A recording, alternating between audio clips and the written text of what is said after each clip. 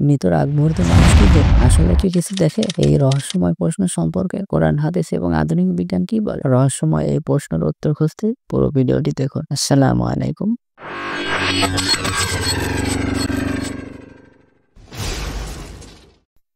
কোরআনুল কারীমের বিভিন্ন আয়াত থেকে আমরা জানতে পারি মৃত্যুর সময় মানুষের সামনে পরকালের দৃশ্য উন্মোচিত হয়। সূরা কাফের 19 থেকে 22 আয়াতগুলোতে আল্লাহ বলেন, মৃত্যুর সময় মানুষের চোখের পর্দা সরিয়ে দেওয়া হয়, ফলে সে দেখতে পায় এমন কিছু যা সে আগে দেখেনি। মৃত্যুর সময় ফেরেশতারা আসে, ভালো মানুষের জন্য রহমতের ফেরেশতারা জান্নাতের সুসংবাদ নিয়ে আসে, আর মন্দ কাজের মানুষদের জন্য শাস্তির ফেরেশতারা উপস্থিত হয়।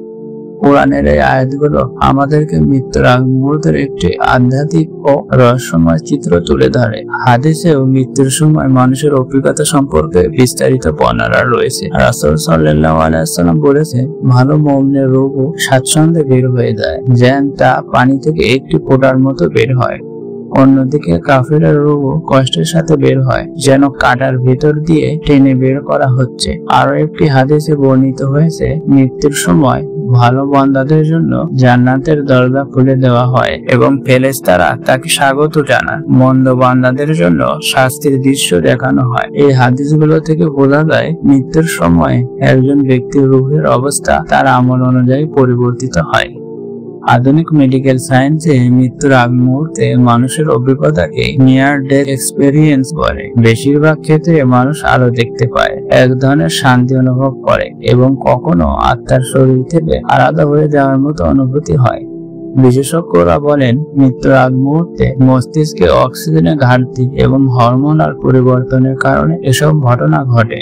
তবে বিজ্ঞানীরা এখনো এই বিষয়গুলো পুরোপুরি ব্যাখ্যা করতে পারেনি, তাই অনেকেই মনে করে এটি একটি আধ্যাত্মিক অভিজ্ঞতা। কোরআন ও হাদিস থেকে আমরা জানতে পারি যে মৃত্যুর সময় পরকালের দৃশ্য উন্মোচিত হয়। অন্যদিকে মেডিকেল সায়েন্স বলছে এটি মস্তিষ্কের কার্যক্রমের ফল। ইসলামে বলা হয়েছে মৃত্যুর পরে জীবন অনন্ত, তাই পৃথিবীর বিজ্ঞানের সীমাবদ্ধতার বাইরেও অনেক কিছু ঘটে।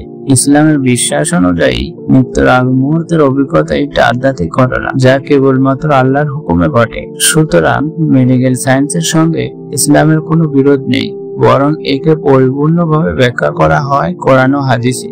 আজকের আলোচনায় আমরা জানলাম মৃত্যুর আগ মুহূর্তে মানুষ কি দেখে। কোরআন ও হাদিস মেডিকেল সায়েন্সের আলো।